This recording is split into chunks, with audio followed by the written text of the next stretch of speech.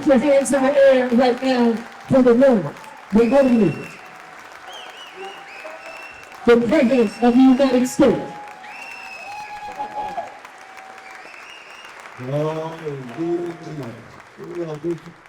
The pretty, beautiful faces out here. I want to salute each and every one of you for coming out tonight. It has already been so overwhelming to me. I'm overjoyed. It's so special. Each and every one of the voices and the artists not just moved me and us emotionally, psychically, and spiritually, but also intellectually, so we have a sense of the whole, and that's what it's meant to be part of an overarching movement. You see, this campaign ain't nothing but a moment in a movement. That's what it is. Our young brother, Henry, bouncing off his magnificent words with our Palestinian brothers and sisters, raise the issue, is it really too late? What does it really mean to live at a moment where it becomes more and more undeniable that the American empire is declining and decaying? Been 70 empires in the history of the species going back to Africa. The United States empire is number 68. And empires come and empires go. They come and go. And it's ugly. Usually it's military overreach. The United States now has 62 cents for every dollar spent for the military. Boundless resources when it comes to imperial wars. But let's talk about our children's education. Let's talk about our workers' wages that are livable. Let's talk about our citizens gaining access to safe communities and decent housing. Let's talk about free health care. Let's talk about free education. We don't have a penny. You see, that's the warped priorities that reinforces the worst of an empire unraveling. That we need more voices. My voice is just one small voice among others. I'm just a wave in an ocean. And that ocean is a tradition. And I begin on the chocolate side of town because my mom and daddy were chocolate. See, I come out of the Black freedom tradition. I'm unapologetic about that. That doesn't mean it's some dumbed down neoliberal identity politics. Not at all. Not at all. That's not Harriet Tubman. That's not Ida B. Wells Barnett. That's not Fannie Lou Hamer. That's not Martin King. They start with their ROOTS and dig deep in their particularity so that with their ROUTES, the routes that they take, they end up in solidarity with precious Palestinian brothers and sisters in Gaza and the West Bank. Why? Because there's a moral and spiritual imperative to be in solidarity with anybody who's suffering, no matter what color, gender, sexual orientation, or national identity. When we're living in a time of such overwhelming barbarity, I would say bestiality, that's being unfair to the beast. True. Dostoevsky pointed out in that novel he wrote, The Brothers Karamazov, right before he died in June of 1880. He said, what is it about the wretched human species that finds such gratuitous pleasure in violence? Sadistic, sociopathic, psychopathic, somehow having hedonistic investment in trashing and subjugating other people. That's not lions or tigers. I don't even think the cockroaches go that far. I don't know. I haven't done my research on that. And so we have to be very honest and candid about the voices of our young brothers and sisters like Henry when he said, I don't want to puncture your optimism, but it isn't too late. What about the cynicism? What about the fatalism? What about the nihilism? What about the inability to conceive of not only a vision, but an institutional capacity that can give that vision flesh? My response, my brother, is, I don't know. I'm just trying to be honest. The only way we can answer that question is to answer that question for ourselves. What kind of human being are you going to choose to be, making that trek between your mama's womb and the tomb? What kind of integrity in the face of oppression? What kind of honesty in the face of lies and crimes? What kind of decency in the face of assault? What kind of courage in the face of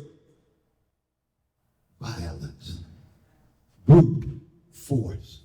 You have to answer that question for yourself in the context of your tradition. Or tradition, because all of us are products of a variety of different traditions. No such thing as a monolithic, homogeneous tradition. All of us pulling from a variety of different traditions. And this is why it goes so far beyond any kind of narrow talk about electoral politics. We all know that American electoral politics is, for the most part, legalized bribery and normalized corruption. We know that. No doubt about that. And even as a bona fide gangster, Brother Trump himself, neo-fascist to the core, still tied to big business, still tied to big military, and willing to push the country toward a second civil war. And then here comes Brother Biden. Weak as pre-sweet Kool-Aid. Enabling genocide in real time. Enabling ethnic cleansing in real time. Enabling apartheid in real time. And we're supposed to choose between Civil War II Trump and genocide Biden, moving toward a third world war, maybe with Russia, maybe with China, maybe in a regional war, and we wonder why our precious young folk of all colors look up and say, oh my God. And I tell them over and over again, just like I tell my precious brothers in prison. I've been blessed to teach in prison for 41 years, beginning with the Black Panther Party's program in 1970, because I was right. We had the breakfast program too. I love the Panther Party, but they wouldn't let me in because I'm too tied to Jesus. That Palestinian Jew named Jesus means too much to me. And so they would say, I'm Christian, that's all right, I love them to death. But I come in on my own terms. I got my own voice. I got my own vision. We have deep solidarity because we are committed to the wretched of the earth. We want to turn the world upside down and put poor and working people at the center of it. At the core of it. And that's what brings me to the secular politics of an Edward Said, or the prophetic Judaic politics of a Rabbi Heschel, or a Noam Chomsky and Stanley Aronowitz, who I still so deeply, deeply love. Or an Anbeka, the Dalit brothers. Or a Chief Joseph of our indigenous brothers and sisters, or Russell Meade.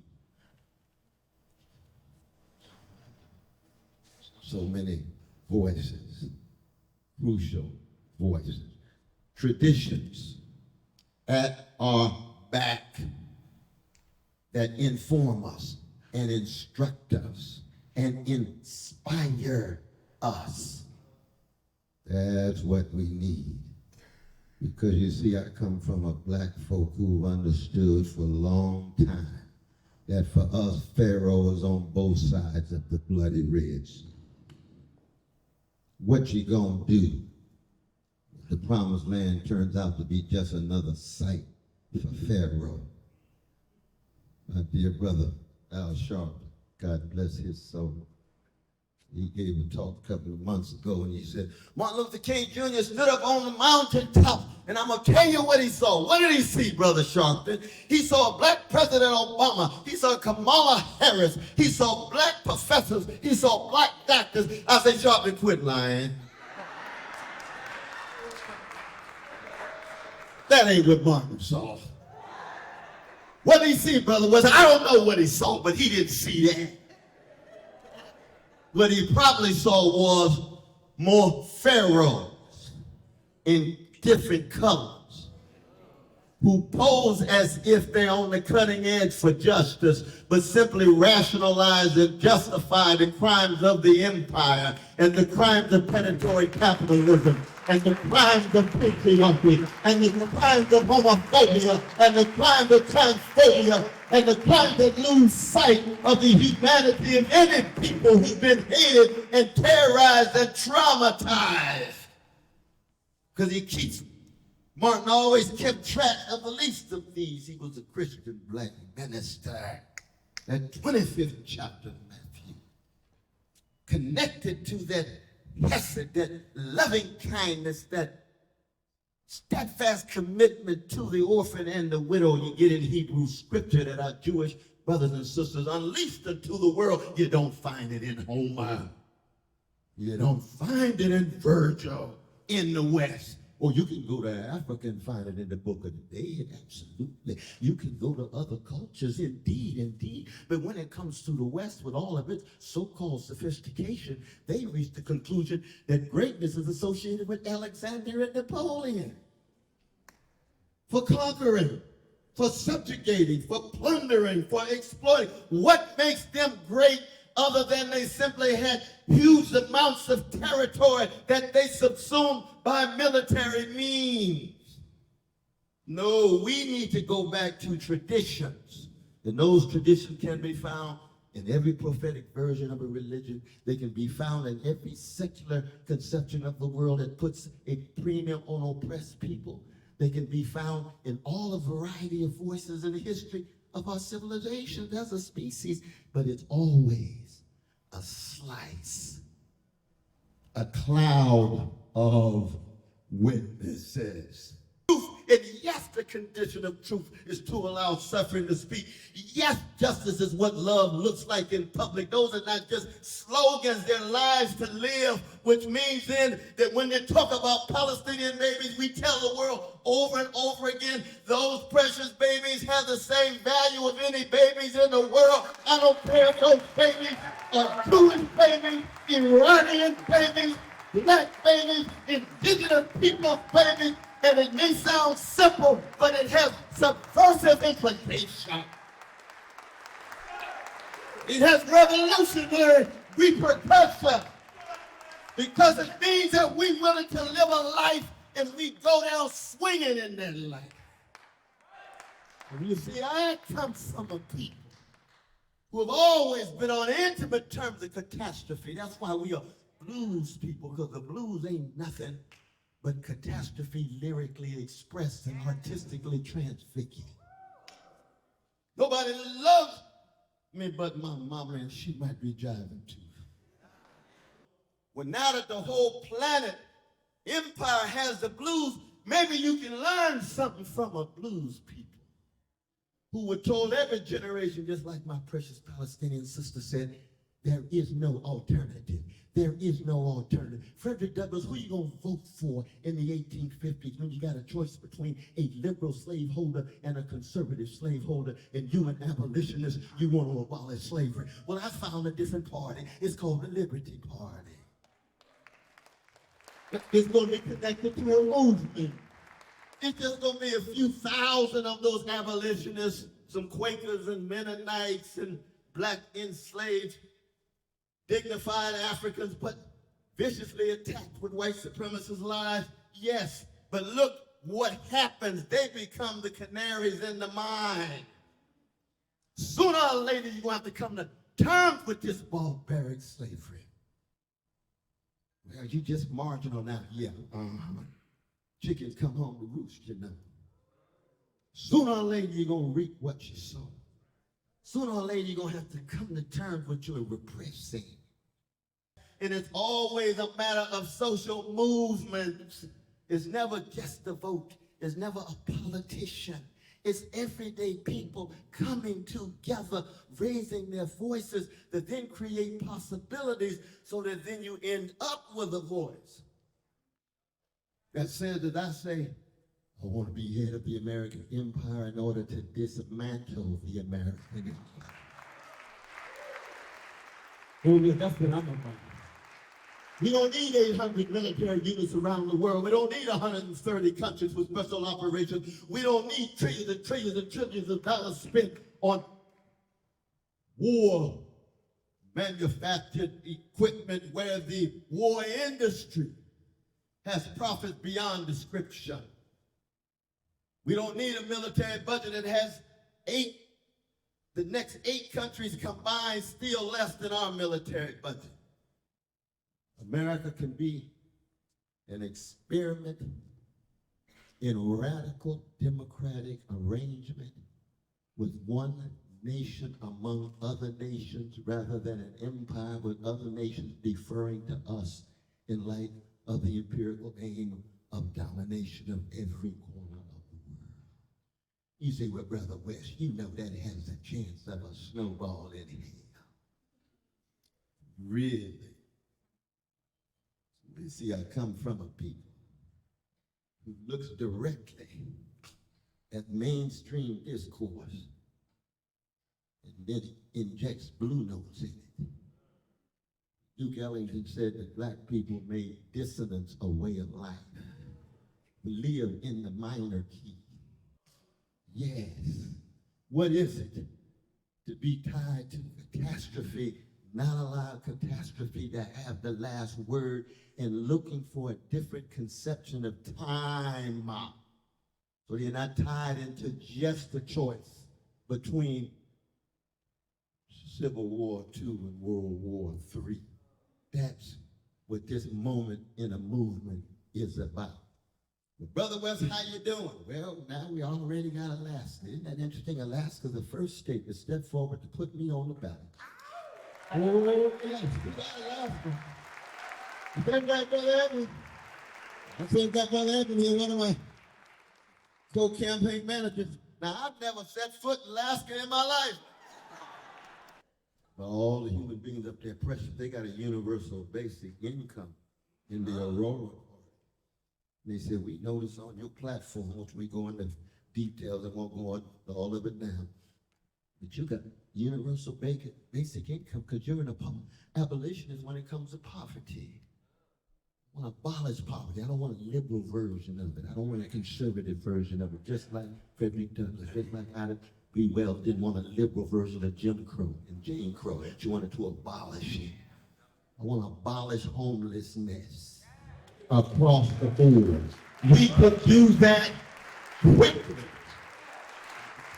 Billions of dollars is now spent. We just had an allotment of $200 billion for new B-21s. We got 100 of them. Each one costs $2 billion. But we can abolish poverty and homelessness.